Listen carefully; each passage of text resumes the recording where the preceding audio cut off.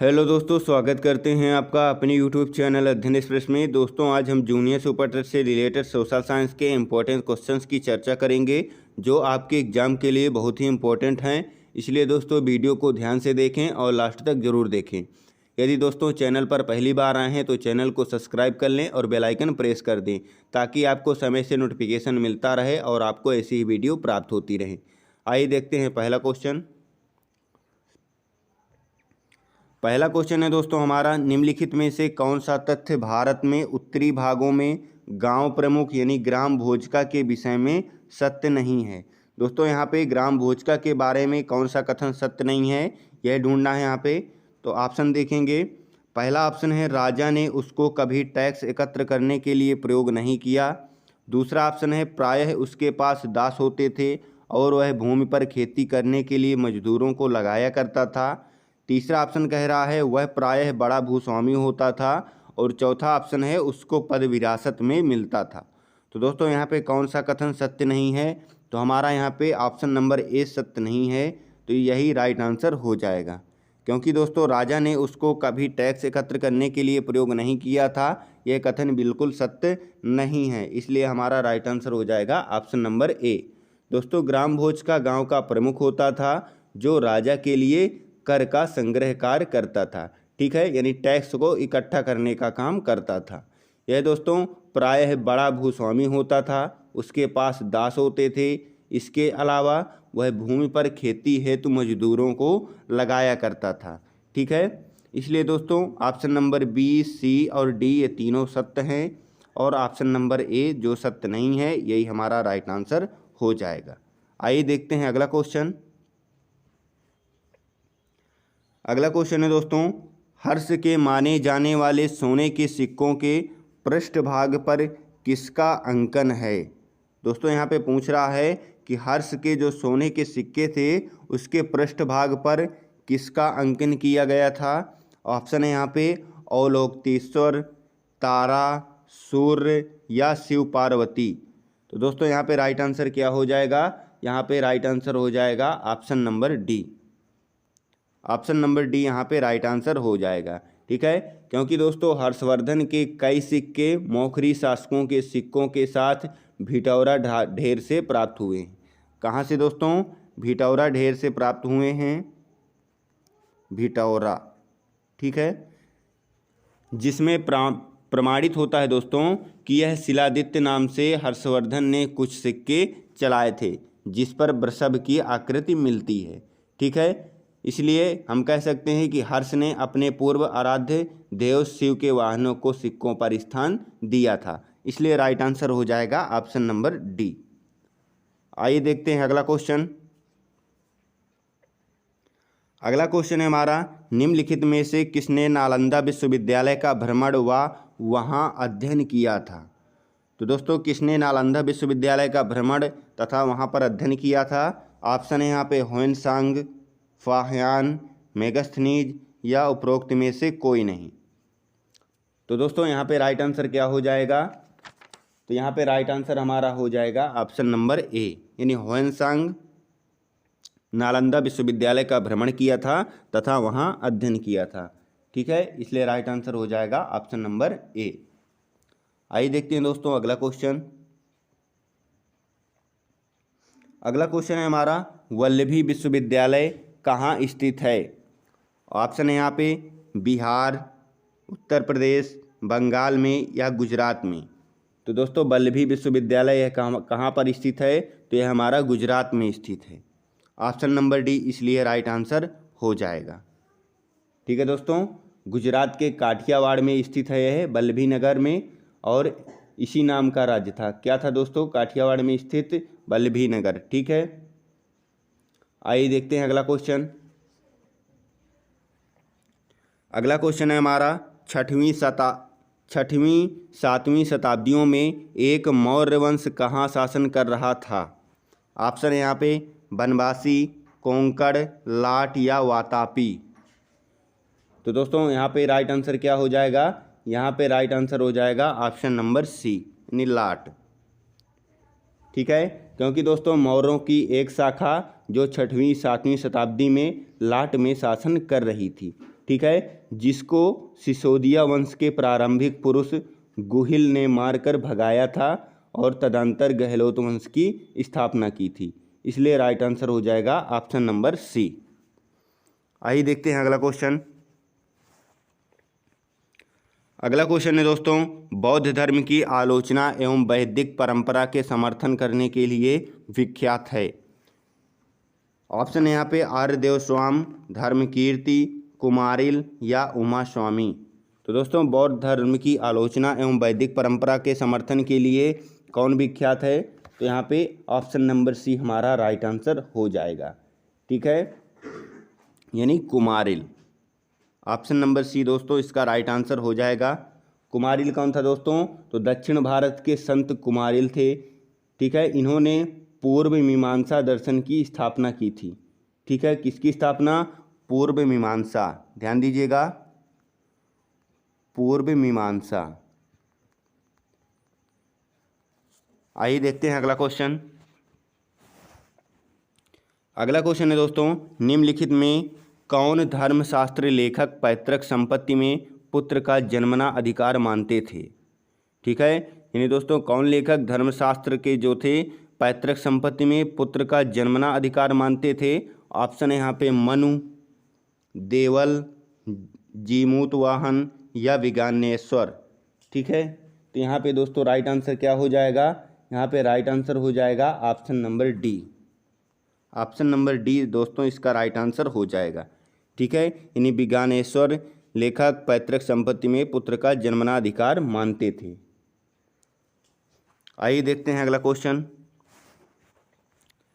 अगला क्वेश्चन है दोस्तों, गुप्तोत्तरकालीन सामाजिक एवं सांस्कृतिक अवस्था के संबंध में निम्नलिखित में से कौन सा कथन सही नहीं है?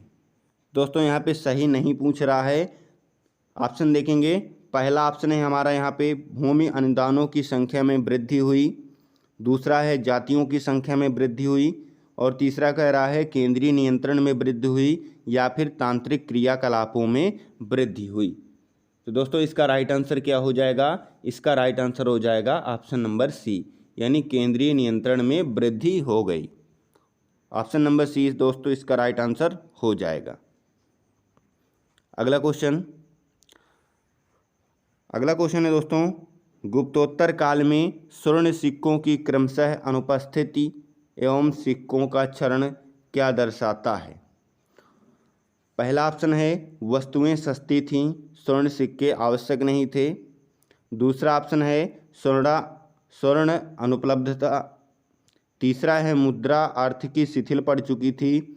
चौथा कह रहा है व्यापार का ह्रास हो गया था। तो दोस्तों जो सिक्कों का क्षरण क्या दर्शाता था? तो यह दर्शाता था कि व्यापार का ह्रास हो गया है। ऑप्शन नंबर डी इसलिए राइट आंसर हो जाएगा। ठीक है दोस्तों, कुषाण युग की तुलना में देखा जाए तो गुप्त युग के व्यापार के ह्रास का पर्याप्त चिन्ह मिलते हैं। ठीक है, इसलिए आंतरिक दृष्टि से वस्तुओं का उत्पादन व्यापार के लिए कम हो पाता था। जहाँ तक दोस्तों विदेशी व्यापार का प्रश्न है तो उसमें भी पाश्चात्य देशों से हो रहे व्यापार में गिरावट आ गई थी। ठीक है दोस्तों, ध्यान दीजिएगा 364 ईस्वी में, कब? 364 ईस्वी में रोमन साम्राज्य का विभाजन 2 भागों में हो गया था। कितने भागों में? 2 भागों में हो गया था, और उसके आगामी 100 वर्ष अत्यंत कठिनाईपूर्ण थे। ठीक है, रोमन साम्राज्य की स्थिति इतनी डावांडगोल हो गई थी कि दोस्तों रोम के नागरिक प्राच्य जगत में व्यापार को प्रोत्साहन दे सके। ठीक है, इसलिए बाह्य व्यापार के गिरावट के कारण जो गुप्तोत्तर काल था उसमें स्वर्ण सिक्कों का लोप होने लगा और साधारण जनता रोज के विनिमय में वस्तुओं की अदला बदली अथवा कौड़ियों से काम चलाती थी। इसलिए दोस्तों क्या हुआ? व्यापार का ह्रास होने लगा। इसलिए यहाँ पे इस प्रश्न का राइट आंसर हो जाएगा ऑप्शन नंबर डी। अगला क्वेश्चन। अगला क्वेश्चन है दोस्तों, निम्नलिखित में से कौन अंत्यज नहीं है? अंत्यज क्या है दोस्तों? अंत्यज ये है दोस्तों कि जो छूने योग्य जाति नहीं थी, यानी जो छुआछूत मांगते थे उनको अप्रसर जाति मानते थे, यानी उनको छू नहीं सकते। तो ऐसी कौन सी जाति है जो यहाँ पे अंत्यज नहीं है? तो ऑप्शन है यहाँ पे चंडाल, रजक, नट या यवन। तो दोस्तों जो गुप्तोत्तर काल था इसमें जो अंत्यज जातियों की संख्या तथा अस्पृश्यता की भावना बहुत ज़्यादा थी। ठीक है, चंडालों को तो बहुत पहले से ही अस्पृश्य माना जाता था दोस्तों, किनको छू नहीं सकते। ठीक है, किंतु इस काल की स्मृतियों में 7 अन्य जातियों का भी उल्लेख है। कौन कौन सी हैं? जैसे रजक, यानी दोस्तों रजक किसे बोलते हैं? धोबी और चर्मकार। ठीक है, नट, वरुण, वरुण दोस्तों जैसे चटाई टोकरी बनाने वाले, और कैवर्त, धीवर, इस प्रकार की दोस्तों जातियां थी। तो यहाँ पे हमारा राइट आंसर है यवन, यानी जो यवन जाति के लोग थे दोस्तों तो उनको अंत्यज नहीं माना जाता था। कब? गुप्तोत्तर काल में। ठीक है, इसलिए राइट आंसर हो जाएगा ऑप्शन नंबर डी। अगला क्वेश्चन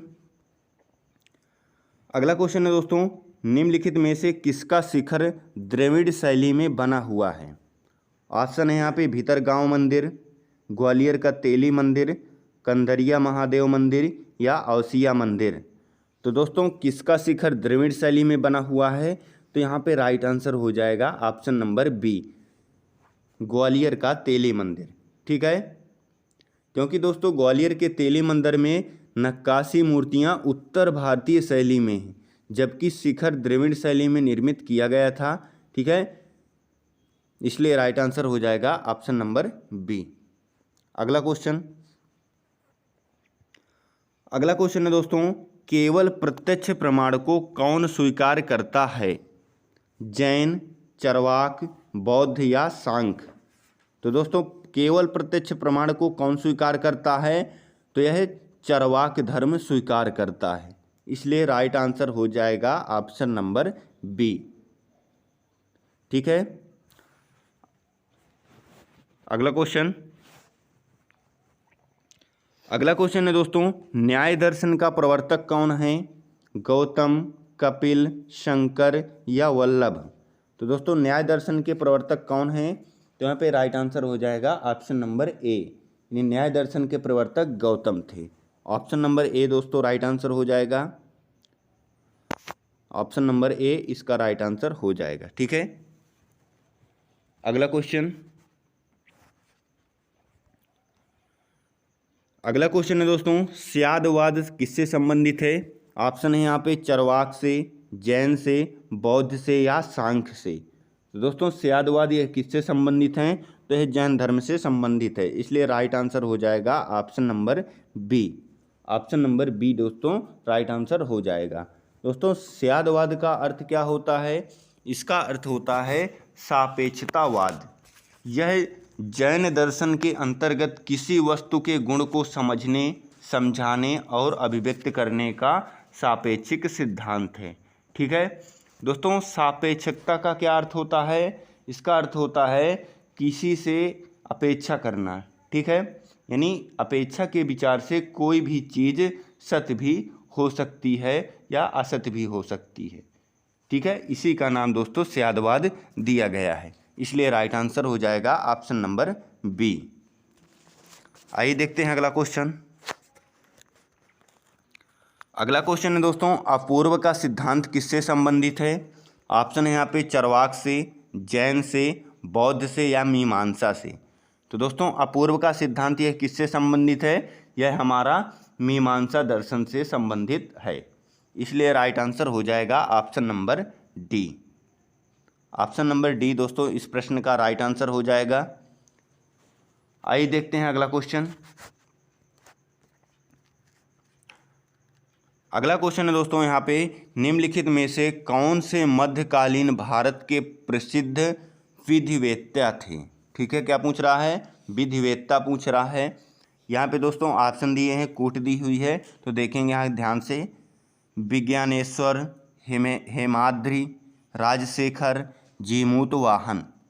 तो दोस्तों यहाँ पे नीचे कूट दी हुई है, पहला, दूसरा, तीसरा, फिर दिया है दूसरा, तीसरा और चौथा, फिर दिया है पहला, दूसरा, चौथा या पहला और चौथा। तो दोस्तों यहाँ पे ऑप्शन देखेंगे पहले कि कौन कौन मध्यकालीन भारत के प्रसिद्ध विधिवेत्ता थे। तो दोस्तों विज्ञानेश्वर ये कौन थे? यह थे दोस्तों, तो यहाँ पे विज्ञानेश्वर हो गए।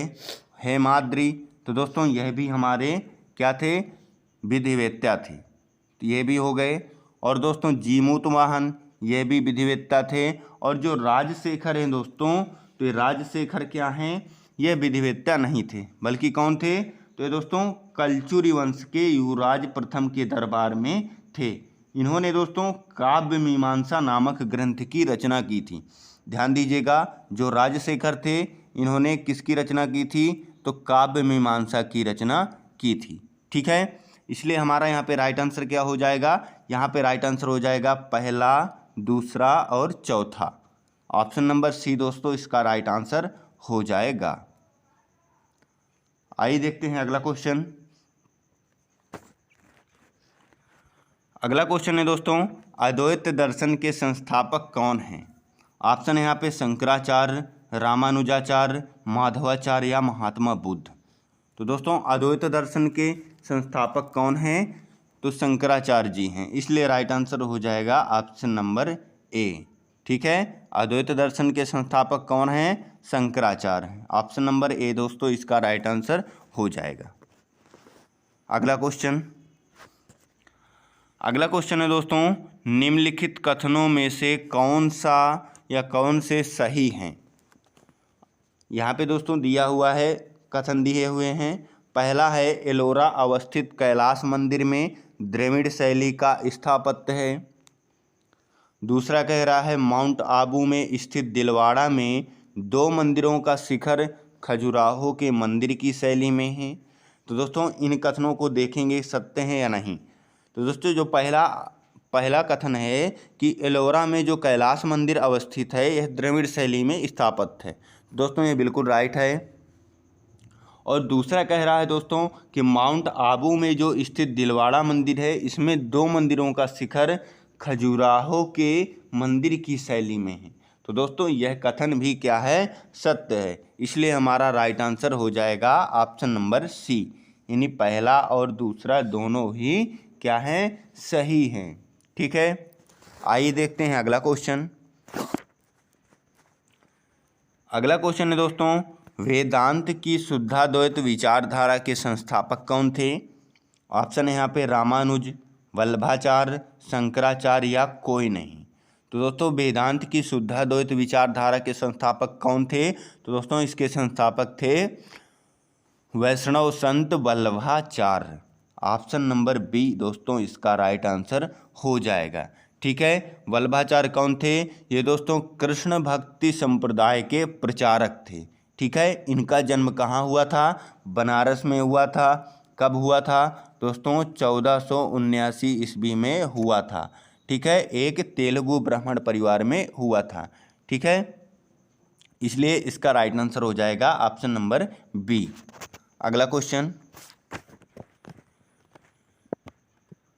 है दोस्तों, निम्नलिखित में से किसने यज्ञीय वैदिक परंपरा का प्रबल समर्थन किया तथा संन्यास के सिद्धांत का विरोध किया।